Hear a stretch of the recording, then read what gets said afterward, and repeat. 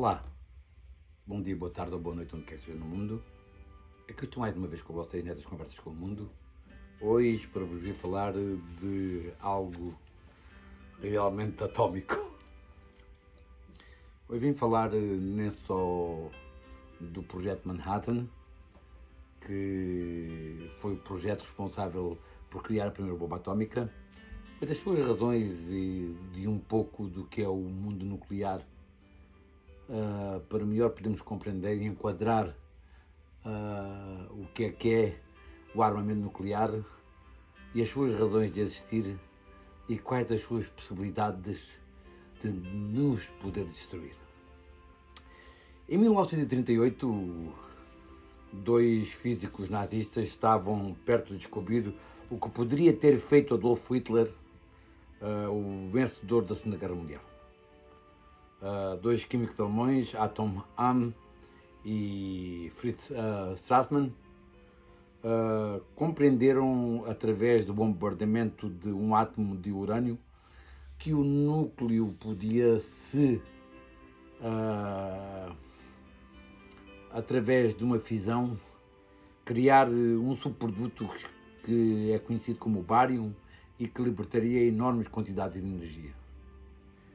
Isto, segundo os conhecimentos da atualidade dessa década do ano de 1938, ou seja, do século XX, Gillard compreendeu que a única forma de poder realmente evitar que a Alemanha pudesse conseguir uma arma dessas dimensões era que a América tivesse a capacidade de construir primeiro que a Alemanha, os nazis e de alguma forma esse perigo que podia ser a verdade na vida do mundo inteiro se eles tivessem sido os primeiros a descobrir como construir uma bomba atómica.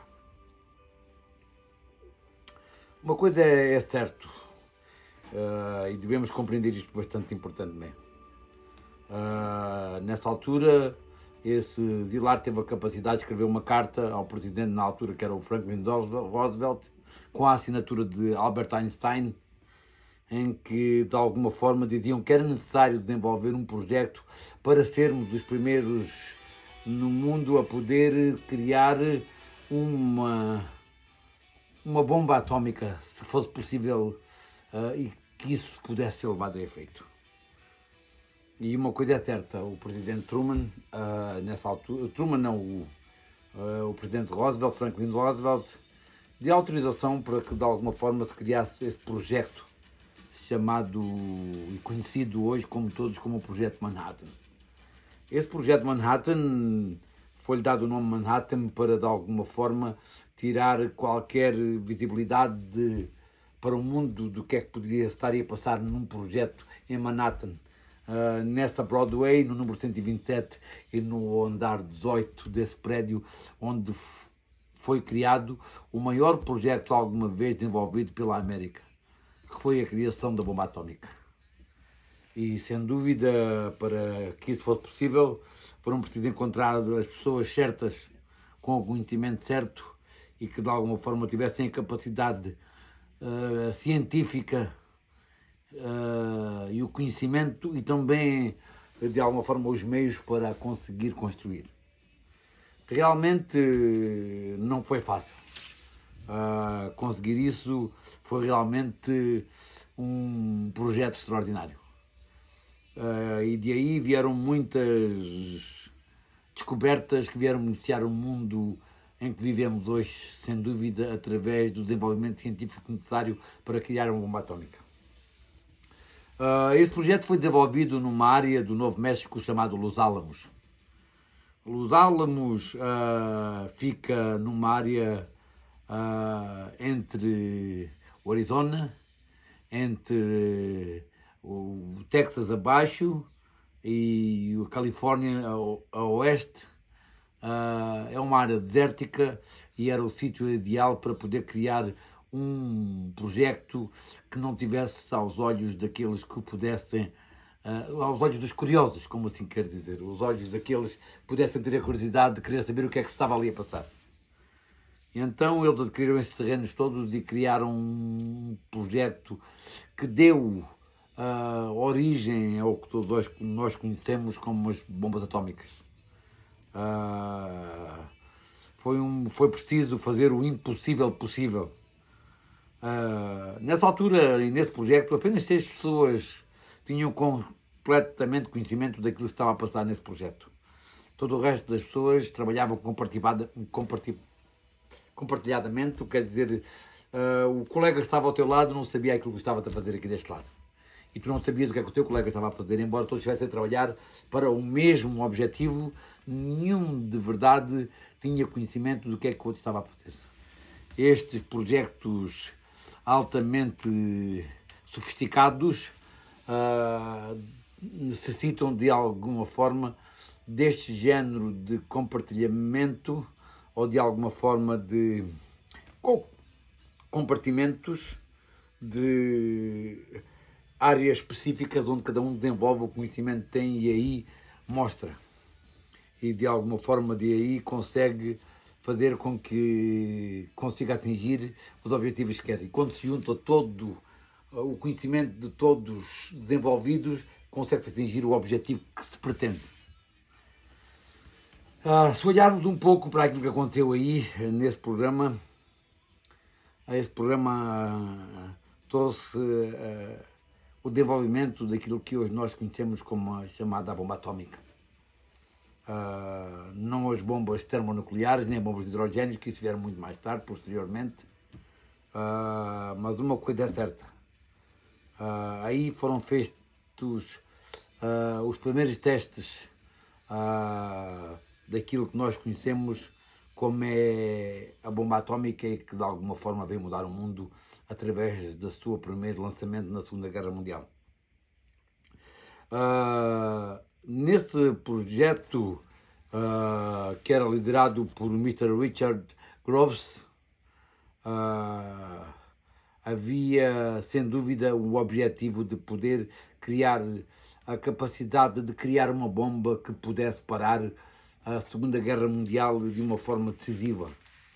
E que de alguma forma o perigo mais iminente aí era que os alemães conseguissem desenvolver esse projeto mais rapidamente do que a América, outra parte qualquer do mundo, e aí teria uma vantagem que não poderia de alguma forma poder ser ultrapassada, e quem conseguisse esse objetivo ganharia sem dúvida a Segunda Guerra Mundial.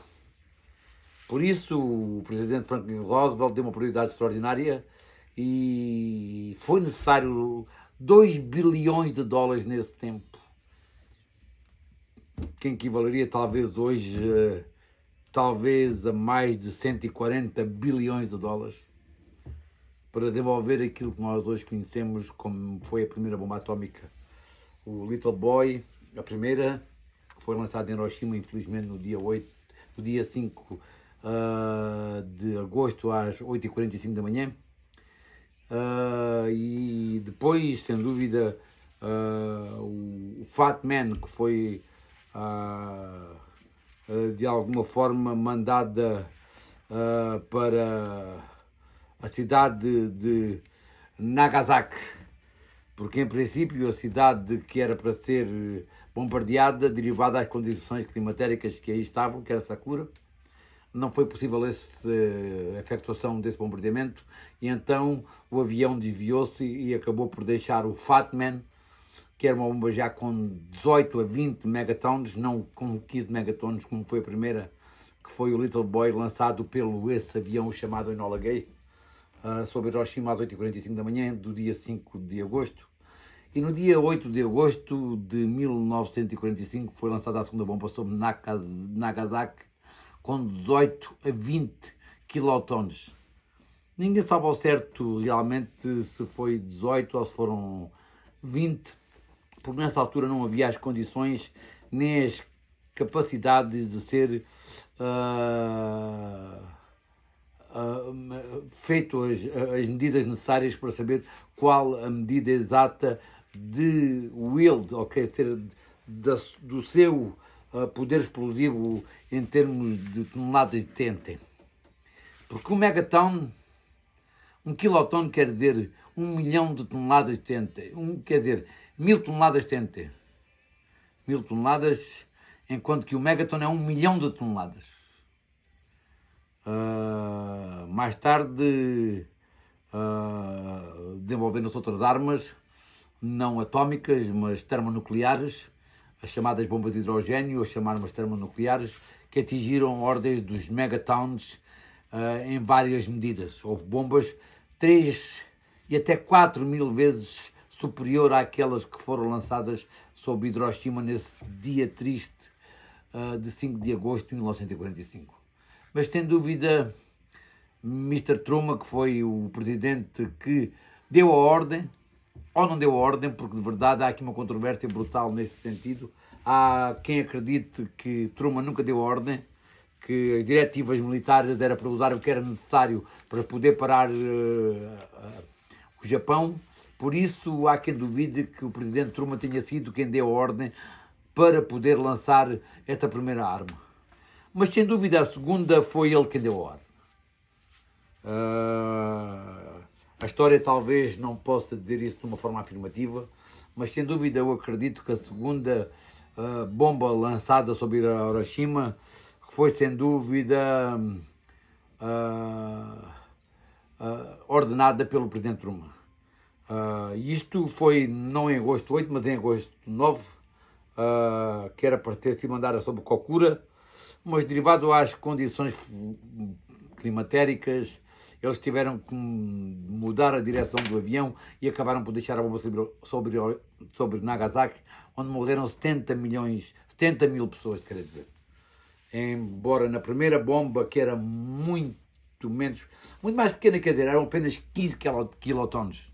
3 quilotons de diferença entre uma e outra, parece não ser muito, mas acaba por ser muito em determinadas condições, mas no terreno em que ela foi lançada, realmente não foi. Se fosse lançada sobre Kakura, talvez trouxesse muito mais mortos do que trouxe quando foi lançada sobre Nagasaki. E estou a falar do Fat Man, a segunda bomba lançada pelos Estados Unidos. Mas derivado às condições climatéricas, como eu já afirmei atrás, eles tiveram que mudar o curso do avião e acabaram por deixar essa bomba que devia ter sido detonada sobre Kokura e foi detonada sobre Nagasaki. Incrível como as condições climáticas podem mudar de alguma forma o curso de uma guerra e o destino de muita gente. Uma coisa é certa, esta bomba trouxe sem dúvida o fim à Segunda Guerra Mundial. No dia 10 de agosto de 1945, nessa tarde triste em que o Japão teve que, de alguma forma, dizer que se renderia incondicionalmente. Incondicionalmente, período. Período, quer dizer, eu digo aqui ponto final, pelo que, segundo o Japão, a única coisa que eles pediram era que o imperador se pudesse manter no poder. E no dia 2 de setembro de 1945, o Japão sentou na mesma mesa que a América e aí formalizaram o final da Segunda Guerra Mundial, que de alguma forma trouxe o fim a uma das mais barbáricas e mais destruidoras e avassaladoras guerras da humanidade. Mas o final desta história está em aberto. Em verdade, o final da bomba atómica ou das bombas nucleares ou termonucleares está em branco, está por escrever. Depende muito de nós o que faremos sobre aquilo que se está a passar ou o que se passará no futuro. Sem dúvida, há muitas, como é que é dizer? Isto é uma equação com muitas partes em movimento. E quando existem muitas partes móveis, para que realmente se consiga levar as coisas a bom termo, é preciso que exista educação e boa vontade de várias partes para que isso aconteça. Mas sem dúvida devemos compreender o seguinte: esse projeto Manhattan trouxe sem dúvida, um grande desenvolvimento dentro da tecnologia atómica e nuclear, que desenvolveu aquilo que nós conhecemos como a bomba atómica e posteriormente a bomba de hidrogênio e a bomba termonuclear. Não foi unicamente construída pela América. A América tinha aí dois espiões, o Ted Hull e o Klaus Fuchs. O Ted Hull, que era um americano, e o Klaus Fuchs, que era um alemão. Eram dois espiões que trabalhavam no projeto Manhattan, que de alguma forma informaram os serviços secretos da União Soviética nessa altura, e a União Soviética acabou por também adquirir o conhecimento que era necessário para construir uma bomba atómica. E isso é bastante importante compreender o seguinte. Imaginem quando o Steve Jobs estava a construir o iPhone, que a Samsung e a Motorola tinham lá dois agentes a trabalhar para o Steve Jobs, para de alguma forma saber o que é que se passava dentro do projeto do iPhone, para eles próprios poderem tirar daí desenvolvimento e conhecimento para poderem desenvolver um telefone muito mais avançado com os conhecimentos já adquiridos pelo Steve Jobs e pela Apple. Foi um pouco aquilo que aconteceu com o projeto Manhattan. Infelizmente, e apesar de todos os esforços dos serviços secretos americanos nessa altura para conseguirem trazer os melhores cientistas e os mais credíveis cientistas na altura, as formas com que se conseguiram esses cientistas para levar a cabo esse desenvolvimento não foram fáceis. Imagina o seguinte: vocês são uma pessoa que tem um bom emprego, trabalham numa boa universidade, são pessoas super bem na vida, estão-se a dar super bem nas vossas carreiras, está tudo a correr bem, e chega uma entidade ao pé de vocês do governo e diz o seguinte: nós precisamos que venhas trabalhar para nós, mas não podemos obrigar, tu tens que ser voluntário. Não podemos dizer naquilo que vais trabalhar e nem podemos desclassificar qual é o trabalho que tu vais desenvolver e para que meios ou para que fins ele será desenvolvido. Epá, isto certamente não foi fácil para muitos daqueles cientistas que fizeram parte deste projeto Manhattan aderirem a um projeto onde eles não podiam fazer questões sobre ele, onde eles não sabiam o que é que estava a passar, nem os objetivos, nem qual a razão de ali estarem e qual era a razão daquilo que eles estavam a desenvolver. Isto não foi fácil arranjar aqueles 400 cientistas básicos que levaram, em parte, uma grande parte deste projeto a bom termo. Porque, na realidade, foram 500 mil de pessoas que trabalharam, direto ou indiretamente, para que esse projeto fosse possível. Para o desenvolvimento daquilo que nós conhecemos como foi a bomba atómica, através do projeto Manhattan. E que foi, de alguma forma, liderado por esse Mr. Groves, que foi realmente uma pessoa com uma capacidade extraordinária de poder liderar, uma equipa bastante compartimentada de cientistas e de pessoas com altos conhecimentos em diversas matérias para poder juntar tudo e fazer aquilo que nós conhecemos hoje como foi a bomba atómica. Extraordinário, sem dúvida. Temos de ter a capacidade de compreender que essas coisas são extremamente difíceis de conseguir levar a bom termo, a não ser através de um projeto muito bem estudado e muito bem executado para que possa chegar a meios de fim. Primeiro estava-se a trabalhar em algo invisível. E aí era extraordinário, porque nessa altura não existiam meios tecnológicos para se poder ver o átomo. Não se sabia, de alguma forma, qual as reações e muitas das coisas que aconteciam no átomo. Quando esses dois físicos alemães esses dois químicos, conseguiram compreender que tinham formado um subproduto através do bombardeamento nuclear do átomo de urânio, foi de veras algo que eles não puderam mostrar cientificamente. Mas nessa altura já haviam alguns jornais científicos do que alguns físicos e químicos e de alguma forma matemáticos estavam a par e que certificaram como realmente tinha sido possível que isso acontecesse. E isto, sem dúvida, foi sem dúvida algo extraordinário que aconteceu. Mas há uma coisa que acontece aqui que as pessoas não sabem sobre isso às vezes e eu tenho que referir isto aqui. A América, no final da Segunda Guerra Mundial e depois de ter conseguido acabar com a Segunda Guerra Mundial, a América disse que deixaria a bomba se tivesse a certeza que não haveria outro país a construir a bomba, mas que para isso acontecer a América tinha que ter a capacidade de verificar todos os países que estivessem no poder da tecnologia e da ciência para desenvolverem essa arma. O que, sem dúvida, a Rússia esteve contra, pois não muito mais tarde a Rússia, derivado aos espiões que teve aí dentro desse projeto Manhattan, foi capaz também de desenvolver a sua primeira bomba atómica. Mas depois desses testes aí que aconteceram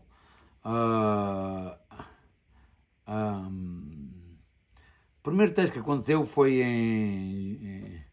em julho de 1945. Esse primeiro teste que aconteceu nessa área aí do New México, onde de alguma forma não se ficou a saber quais eram os resultados finais desse teste antes de se poder lançar a primeira bomba. E é uma coisa que realmente deixa as pessoas um pouco com questões, é como é que eles lançaram uma bomba sem saber os resultados, de quais eram as repercussões ou quase os efeitos que essa bomba teria sobre o mundo. Mas isto aconteceu. Aconteceu porque a necessidade de terminar a Segunda Guerra Mundial era extremamente importante e eles lançaram a primeira bomba atómica sobre um país sem terem acesso a todos os resultados de que havia conhecimento sobre aquilo que seria a bomba atómica. Por isso, há muita gente, mas a América lançou a bomba atómica e fez isto e fez aquilo. Ok, a América nem sabia aquilo que estava a fazer. Não estou aqui a dizer que a América era inocente, ok? Estou apenas unicamente a dizer que a América apenas queria parar a Segunda Guerra Mundial. E que infelizmente nesse tempo em que a América lançou a primeira bomba atómica e a segunda bomba atómica, a América não estava na posição do conhecimento dos efeitos colaterais ou dos efeitos secundários da radiação e de alguma forma dos efeitos dela sobre os seres humanos e sobre tudo aquilo que a rodeava. A América não tinha esse conhecimento. A América tinha feito um teste poucas semanas antes no New México, soube apenas que a bomba explodia. E isso para a América era tudo aquilo que importava para de alguma forma infligir no seu inimigo uma grande, como é que é dizer, não é só uma grande perda de vida, mas um efeito psicológico que devia de alguma forma, sem dúvida, afetar o inimigo para poder parar a Segunda Guerra Mundial. E uma coisa é importante, nessa altura a América já tinha ganhado, eu digo a América, quer dizer, os aliados e a Rússia já tinham conseguido parar a Alemanha. Mas o Japão continuava intransigente, derivado ao Pearl Harbor, que foi um massacre feito do Japão nas forças americanas. Havia aí uma dor que tinha que ser de alguma forma pela América ultrapassada, e essa bomba veio de alguma forma trazer um pouco de, como é que é dizer, de vingança, né? Da limpeza, dessa vingança necessária que a América tinha para quem tinha infligido tanta dor aos americanos. Mas depois da guerra ter acabado, os testes não pararam. A América e a Rússia fizeram mais de 1000 testes nucleares. Desenvolveram mais de 60.000 bombas atómicas. E em desses 1000 testes nucleares que foram feitos, vieram os testes de Buchanan, que ultrapassaram tudo o que se poderia imaginar nesse crossroad. Gastaram 100 milhões de dólares nessa altura para poder fazer os testes de 3 armas nucleares. Essas 3 armas nucleares que foram feitas nesse atole que era Bikini, vieram provar que a bomba atómica era realmente algo avassalador. E nesse terceiro teste que foi feito, a América compreendeu que não podia continuar com esses testes da mesma forma que o estava fazendo, porque o nível de contaminação radiológica que a América trouxe a todos aqueles que estiverem envolvidos nesse teste, derivado à contaminação das águas e dos navios que participaram nesse teste, não é? E das ilhas e dos povos que habitavam nelas, que tiveram que ser retirados daí e que ainda hoje sofrem consequências através de radiação e através das consequências dessa radiação. Foi sem dúvida a bomba de hidrogênio que veio trazer um pouco da decisão que era necessário parar estes testes. A bomba atómica é uma coisa, a bomba de hidrogênio é uma bomba termonuclear. E sem dúvida a capacidade de uma bomba termonuclear ultrapassa muito os quilotons, ou seja, os milhares de quilos de TNT, e passa por os milhões de quilos de TNT. E sem dúvida foi aí que a América conseguiu ter consciência, através desses novos testes, dessas bombas de hidrogênio, que tinham que separar esses testes. Numa das bombas que a América fez do teste, no atol, aí no Pacífico Sul, a América compreendeu que realmente tinha excedido tudo aquilo que podia compreender. A América fez um teste aí para que de alguma forma conseguisse desenvolver uma arma termonuclear, e o teste foi muito acima daquilo que eles estavam à espera. Esse teste desenvolveu uma arma com uma potência de 15 megatons, ou seja, 15 milhões de toneladas de TNT. 15 milhões de toneladas de TNT. Vocês compreendem bem o número? 15 milhões de toneladas de TNT. Foi sem dúvida aqui algo bastante importante de compreender, principalmente nem só para a América e também para a Rússia, quando a Rússia lançou o Tsar Bomb. O Tsar Bomb foi uma bomba que a Rússia lançou para, de alguma forma, através dessa corrida às armas entre a América e a Rússia, para poder provar ao mundo que a Rússia estava mais, que era maior, não estava mais acima da América. E o Tsar Bomb, ninguém sabe ao certo qual foi o seu potencial de detonação, mas calcula-se que o seu poder atómico estava entre os 54 e os 74 megatons, ou seja, 3.000 a 4.000 vezes superior à bomba que a América deixou sobre Hiroshima, que era de 15 quilotons. Isto é incrível, isto realmente, o mundo devia estar louco para fazer estas coisas, não é? Mas infelizmente o mundo não estava só louco, o mundo continua louco. E é quando temos a capacidade de compreender que o mundo está louco, é que devemos ter a capacidade de compreender o respeito que devemos ter sobre o que é e o que são as armas nucleares.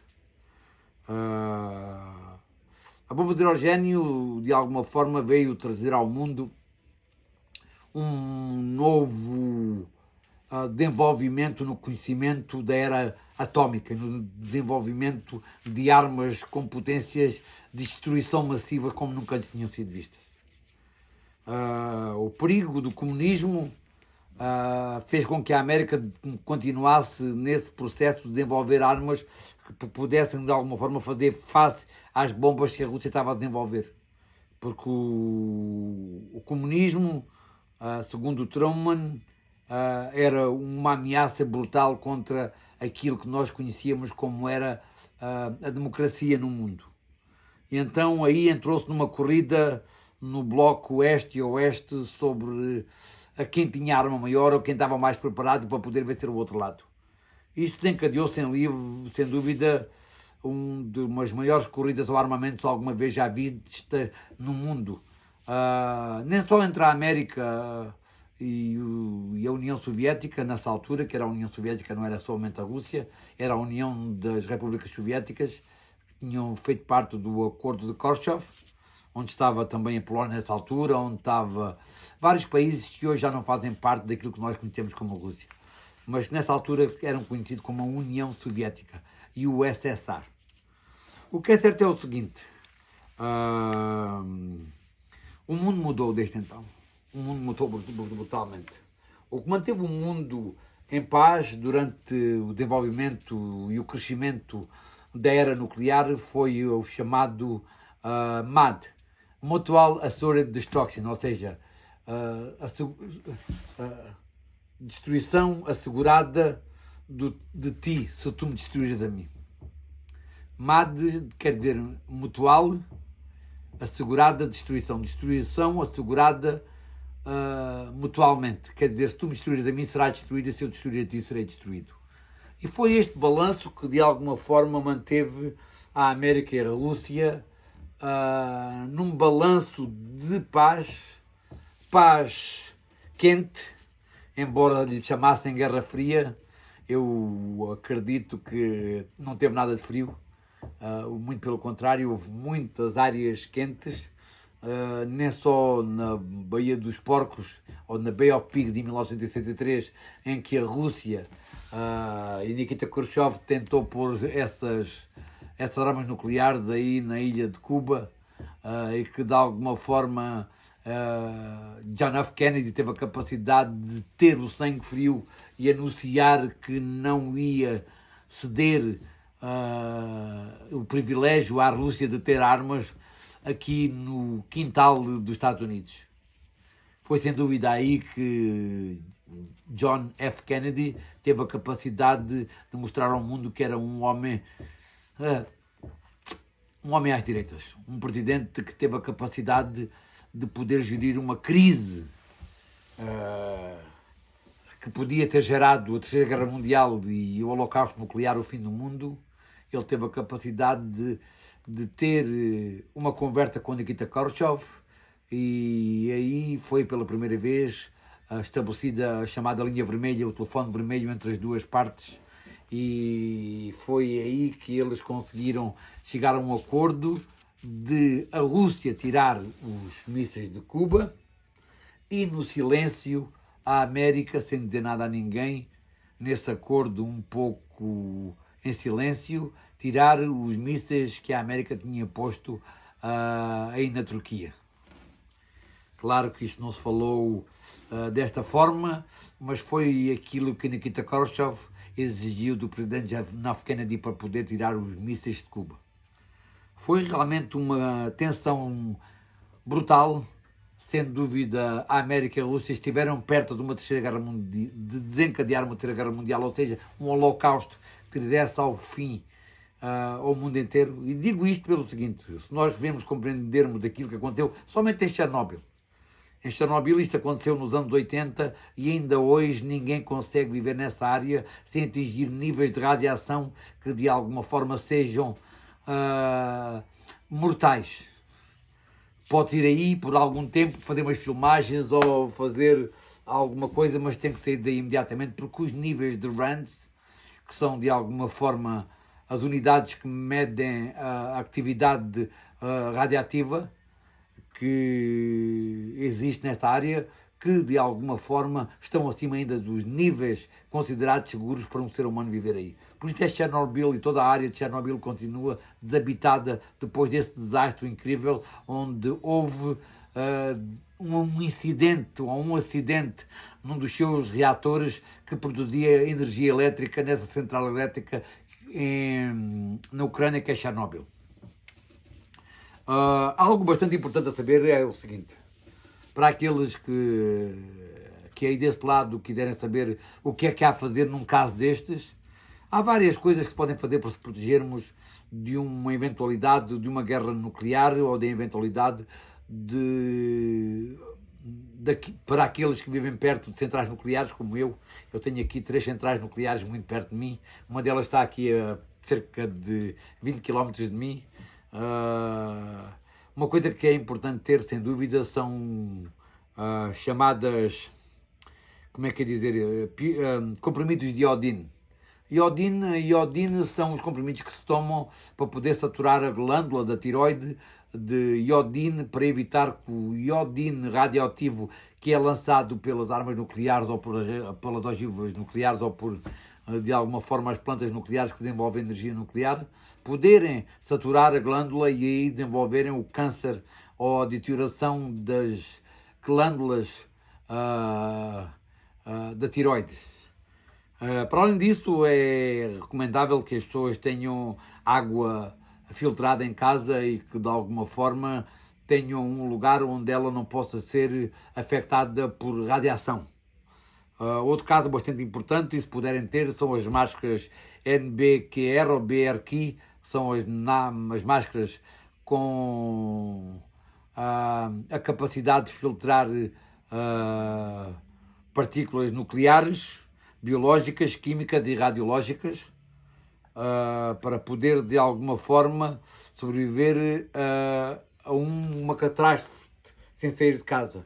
É importante compreender que depois da detonação de uma arma nuclear existe o fallout, ou quer dizer, existe a caída de todos aquilo que subiu através da explosão nuclear, e isso, quando cai, vem altamente afetado por radiação com raios gama e outra variedade de raios que de alguma forma afetam o nosso corpo e destroem as nossas células e o nosso DNA e de alguma forma trazem a nós a morte prematura. Os raios gama são sem dúvida os mais perigosos, por isso é importante que tenhamos a capacidade que precisamos de pelo menos uma distância de basicamente cerca de 70 centímetros de botão para conseguir parar esses raios gama. Por isso, um basement, ou seja, uma cave ou um lugar onde exista entre nós e o exterior pelo menos 70 centímetros de betão é essencial para poder parar esses raios gama de nos atingirem. Sem dúvida, as pessoas às vezes pensam a América agora está a desenvolver novas armas nucleares com 360 quilotones. Isso não é nada. Existem bombas desenvolvidas hoje e que estão em alguns arsenais com 20 megatones, ou seja, mais de 1000 vezes superior à bomba detonada sobre Hiroshima. Mas depois de um estudo feito nem só pelo exército americano, mas também pelo exército russo, chegou-se à conclusão que o número de quilotones de uma arma não era tão importante, o número de megatones era mais importante lançar várias ogivas com um yield mais pequeno, ou quer dizer, com menor capacidade de explosão, mas que pudesse depenalitar em várias áreas. Por isso é que desenvolveu os chamados MIRVs, Multiple Entrance Vehicles, quer dizer, uma arma, um ICBM, quer dizer, um míssil, pode transportar várias ogivas com diferentes capacidades de detonação em termos de quilotones ou megatones, principalmente em termos de quilotones, porque a maior parte das armas que são lançadas através de mísseis têm quilotones e não megatones. Aquelas que têm megatones são apenas uma, e o país que está na possessão da maior parte delas pensa-se que é a China. Embora também a Rússia as tenha e a América também as tenha, não talvez tão declaradas. A maior parte das ogivas nucleares hoje tem aproximadamente 300 quilotones. Mas há armas de 1.2 megatones que a América tem bastantes delas e a Rússia também. E também há aquelas de 20 megatones que nem só a China tem e sem dúvida a América tem e a Rússia também tem. Calcula-se que a Rússia tenta desenvolver uma que é o Poseidon, que tem aproximadamente 100 megatones, ou seja, 100 milhões de toneladas de TNT. Chamam-lo Poseidon porque ser de alguma forma um inferno nuclear. Uma coisa é importante compreender. Depois dessas bombas atómicas em termos de grandeza, também foram criadas outras mais pequenas. Calcula-se que a Rússia criou 20 malas atómicas. Malas daquelas que as pessoas usavam para ir para os escritórios antigamente.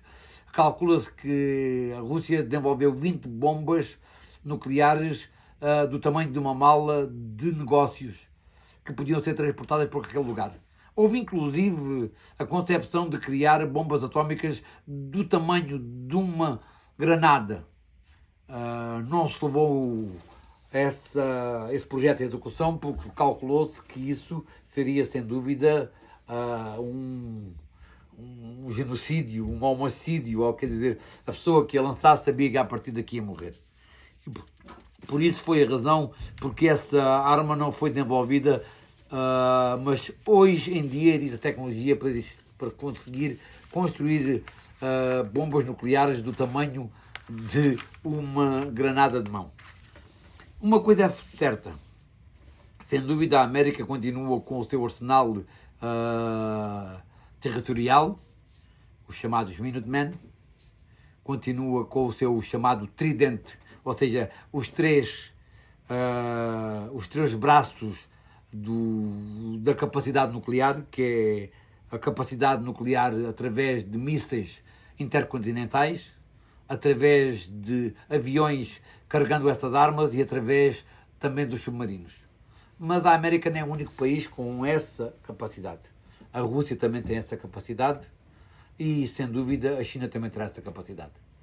Os países hoje com armas nucleares no mundo inteiro são a América, a Rússia, a Inglaterra, a França, a Índia, o Paquistão, sem dúvida, como todos nós sabemos, a Norte-Coreia, com aproximadamente 56, segundo conta até o momento. Temos também Israel, que embora não faça parte dos países de não proliferação, terá entre 90 a 300 armas nucleares, o que eu quero aqui frisar algo bastante importante. Se o Médio Oriente pensa que pode derrotar Israel, pense perfeitamente bem onde se está a meter. Porque Israel tem a capacidade de destruir o Oriente Médio todo com bombas nucleares. E mais nenhum país, a não ser o o Irão, está tão perto de poder construir uma arma nuclear. Há quem acredite que já a tenha, há quem acredite que está na parte final de conseguir construir, mas que ainda não tem material enriquecido o suficiente para chegar a esse ponto. Eu acredito que o Irão já tem alguma coisa.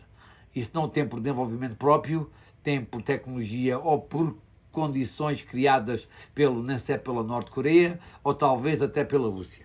Como Israel foi capaz de construir a sua bomba nuclear com a ajuda da América, assim o Irão talvez também tenha conseguir a sua através da ajuda ou da Coreia do Norte ou então da Rússia. Isto são apenas projeções.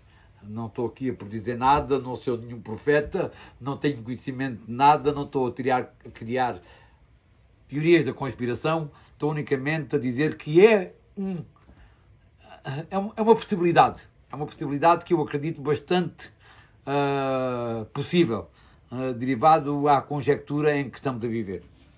Mas uma coisa é certa e não podemos nunca esquecer isto antes de poder ir mais para a frente. A era nuclear veio sem dúvida trazer ao mundo aquilo que hoje nós conhecemos como uma era completamente diferente de todas aquelas que já alguma vez nos aconteceram. Oppenheimer foi sem dúvida o pai da bomba nuclear. Ele, embora fosse uma pessoa de carisma e conhecimento nuclear, ele era uma pessoa também voltada para a esquerda da forma de estar na vida. E por essa razão foram-lhe tiradas as credenciais de segurança que ele tinha através de uma junta anticomunista que de alguma forma fez crer que ele não era uma pessoa que devia estar em conhecimento dos segredos de Estado.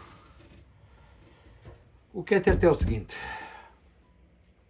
a partir daí desenvolveu-se em 1957 o primeiro relógio atómico, ou seja, o relógio que determinava qual era o tempo que nos separava de uma guerra nuclear, nessa altura com 7 minutos para a meia-noite, ou seja, em 23 horas, aí teríamos a 23 horas e 53 minutos. No dia 24 de janeiro de 2023, esse relógio que diz qual é o número de segundos que estamos distantes de um Armagedão, ou seja, de um conflito nuclear, ou seja, de um holocausto, está apenas a 90 segundos, isto oficialmente desde o dia 24 de janeiro de 2023. Entre portas e travessas, calcula-se que atualmente estamos unicamente a 30 segundos do chamado holocausto, do Armagedão, do fim dos tempos. E isto dá-nos que pensar. O dia tem 24 horas. Segundo o relógio atómico, estamos a 23 horas, 59 minutos e 30 segundos. Faltam unicamente 30 segundos para que o relógio se reinicie como 0000. Ou quer dizer, estamos, sem dúvida, num momento crítico da humanidade. E estamos num momento crítico porque estamos na possessão de armamento e de conhecimento que pode, de alguma forma, trazer a destruição a toda a humanidade e a tudo aquilo que conhecemos. Hoje vim com este episódio falar do Projeto Manhattan, que trouxe até nós o desenvolvimento nuclear, que através do seu desenvolvimento, com a participação de mais de 500 mil de pessoas, e de 1939 e 1945, com um preço de 2 bilhões de dólares, que hoje equivalem a mais de talvez 200 bilhões de dólares, devemos ter a capacidade de compreender o seguinte. Sem dúvida, o primeiro capítulo, e talvez o segundo e o terceiro, sobre as armas nucleares aconteceram através não só do desenvolvimento da arma atómica, através do bombardeamento dos núcleos de urânio, depois com plutónio e posteriormente com hidrogênio, onde se criaram as armas termonucleares. Agora estamos num outro capítulo. A Rússia está no desenvolvimento de armas como nunca antes teve. Temos o Poseidon, que é uma arma com 100 megatons, ou seja, a arma mais poderosa alguma vez desenvolvida pela humanidade, que ninguém sabe quais são as repercussões que uma arma dessas dimensões possa trazer. Mas também através do seu 28 Sarmat, ou seja, o Satan II, nome de código dado pela NATO a esse míssil, que é capaz de viajar a uma velocidade de 27 mil km por segundo, ou seja, uma arma lançada da Rússia até a América leva unicamente 9 minutos. 9 minutos. Vocês compreendem aquilo que quer dizer? Essa arma, que é o Sarmat, o 28 Sarmat, tem a capacidade de destruir um estado do tamanho do Texas ou um país do tamanho da França, apenas com um único míssil. A Rússia entrou em produção em massa dessa arma, que é o Sarmat, o 28 Sarmat, com um número de ogivas nucleares que nós não sabemos quantos e não sabemos quais a sua possibilidade ou capacidade. Claro que isso é mantido em segredo e é unicamente do conhecimento dos mais altos níveis de conhecimento dentro do exército russo e certamente do presidente. O que é certo é o seguinte: Israel também tem armas nucleares e Israel pode ser pressionada ao ponto de se sentir ameaçada na sua existência e ter de carregar esse botão do impossível e do Armagedão. Armagedão é uma cidade que fica no noroeste de Israel. Armageddon é uma cidade que de alguma forma faz parte de Israel. Calcula-se que a última batalha dos tempos será aí travada. O Hezbollah está sem dúvida a criar uma necessidade de Israel desenvolver uma nova frente para poder combater não só o Hamas, mas também o Hezbollah. E com o Hezbollah vem o Irão e vem todos os países árabes que de alguma forma apoiam o Hezbollah, que não deixa de ser, aos meus olhos, segundo a minha perspectiva de ver o mundo, uma organização de raiz religiosa e fundamental que traz terror. Por isso, para mim, é uma organização terrorista. Independentemente de Israel estar errada naquilo que está a fazer neste momento, em que está a matar indiscriminadamente civis palestinianos, embora eu compreenda a razão porque é que ele o está a fazer, porque infelizmente o Hamas utiliza os civis como escudos e de alguma forma esconde-se os seus túneis e as suas bases por baixo de escolas e hospitais e outras organizações que de alguma forma deviam estar ali para proteger os civis. Infelizmente o Hamas, numa ideologia retrógrada e de alguma forma sem fundamento, base para poder fundamentar a sua existência dentro daquilo que é realmente os direitos e os fundamentos pela qual a Palestina necessita da sua libertação e precisa do seu Estado e precisa ser um país livre da agressão de Israel, sem dúvida, e apoio isso. O que eu não posso é, de alguma forma, estar de acordo que seja o Hamas a liderar um país nesse sentido, porque o Hamas não quer um país, o Hamas quer unicamente destruir Israel, o Hamas não quer a solução de 2 Estados. O Hamas quer unicamente a solução de poder destruir todos os israelitas. A aniquilação total de um povo, de uma nação, de uma ideologia, de uma religião e de alguma forma de uma ideia, que é de alguma forma o judaísmo e que é de alguma forma o povo de Israel, que são os descendentes desse grande senhor que foi o criador das 12 tribos de Israel. Sem dúvida temos que compreender o seguinte: Israel é um país com possibilidades nucleares. Tem entre 90 e 300 armas nucleares, ninguém sabe ao certo. O que é certo é o seguinte: 300 ou 90, pouca diferença faz. 90 são mais do que suficientes para destruir todo o Médio Oriente e trazer um inverno nuclear ao mundo inteiro que pode, de alguma forma, retorcer tudo aquilo que conhecemos enquanto civilização e enquanto humanidade. Pode trazer a morte a milhares e milhares de espécies que hoje conhecemos como fazendo parte do nosso dia-a-dia.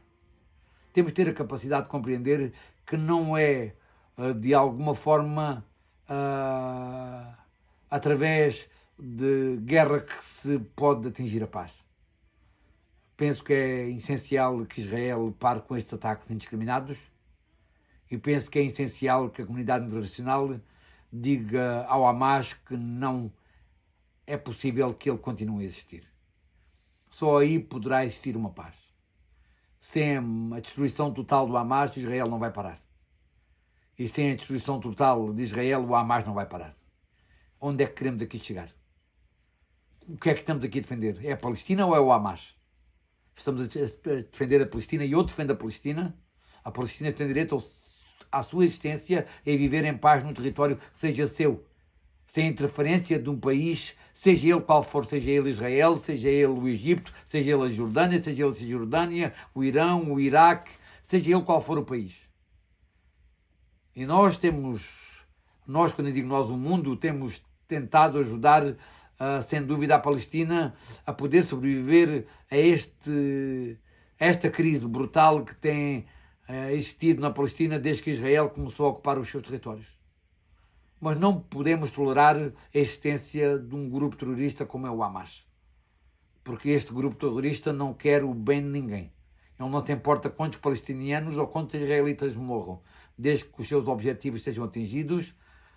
O objetivo do Hamas não é no sentido de trazer paz, nem trazer, de alguma forma, nenhum benefício ao povo palestiniano.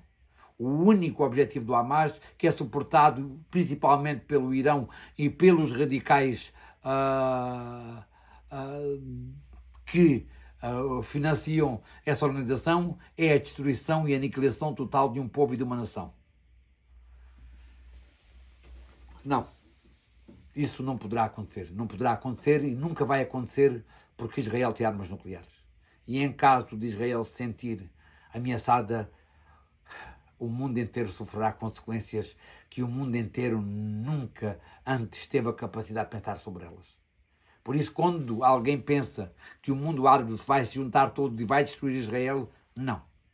Israel pode destruir todo o Oriente Médio, sem qualquer problemas, porque tem armas com a capacidade de o poder fazer. E se Israel se sentir de veras ameaçado na sua existência, Israel tem todo o direito a os usar para poder proteger a sua existência. Mas ao fazer isso, Israel trará uma destruição brutal a todo o mundo. O que é que queremos aqui? Queremos continuar a suportar o Hamas? É isso? É aqueles que são de esquerda e que de alguma forma estão aqui a lutar e a fazer manifestações contra Israel? É isso que vocês querem? Pensem um pouco, antes de poder manifestar-se contra Israel, o que é que está em jogo? O que é que está em cima da mesa? Quais são as possibilidades que estão em cima da mesa e quais as razões delas darem sentido àquilo que é certo fazer? Quanto a mim, é sem dúvida o desmantelamento da organização que é o Hamas, tentar-se trazer paz e autodeterminação aos territórios palestinianos e trazer paz e desenvolvimento àquela parte do mundo. E não deixar Israel ocupar territórios que não lhe pertençam. E vamos voltar aos acordos de 1948 ou 1967 e não ocupar mais do que esses terrenos. E dar ao povo palestiniano os seus terrenos e os seus direitos e não infringir as suas leis, nem infringir aquilo que é certo perante a filosofia do mundo que é capaz de viver em paz e harmonia uns com os outros. Israel não está certa aqui quando está a atacar indiscriminadamente os palestinianos e a matar milhares de civis. Mas muitos desses que dizem civis que estão a ser mortos por Israel também devemos ter em consideração que são parte do Hamas e que fazem parte dessa organização terrorista que se esconde por trás de organizações civis e de hospitais e de escolas e de outras instituições que deviam estar ali para proteger a civilização e proteger os civis e que a Hamas o utiliza como o seu escudo. O que também não está certo e a comunidade internacional devia nem só condenar isso, mas trazer isto à luz do mundo, para que Israel não seja condenada, desafortunadamente, de uma forma injusta, por estar a atacar aqueles que se escondem atrás de instituições que deviam estar ali para defender a população civil. Ok, malta. Hoje vim aqui falar do Projeto Manhattan, sobre as possibilidades de uma guerra nuclear, sobre as possibilidades do que é o átomo e de que é o desenvolvimento nuclear que foi criado desde 1938 e que foi desenvolvido nesse Projeto Manhattan e que trouxe a nós uma era em que realmente, pela primeira vez, o homem teve a capacidade de desenvolver conhecimento e condições para poder trazer a sua autodestruição. Temos a capacidade de poder sentar-se, pensar isto de uma forma inteligente, para além da religião, para além da ética, para além da moral, trazer um pouco de razão a tudo isto. E com tudo isto trazer razão à moralidade, à religião e à ética. Porque hoje em dia a razão parece não ter muito sentido perante certas moralidades, éticas e religiosidades que de alguma forma, quando levadas ao extremo do seu fanatismo, não trazem nada de positivo a ninguém. Ok, malta amiga, hoje deixo-vos aqui neste episódio destas conversas com o mundo, com um grande abraço para vocês e para o mundo inteiro e até o próximo episódio destas conversas com o mundo.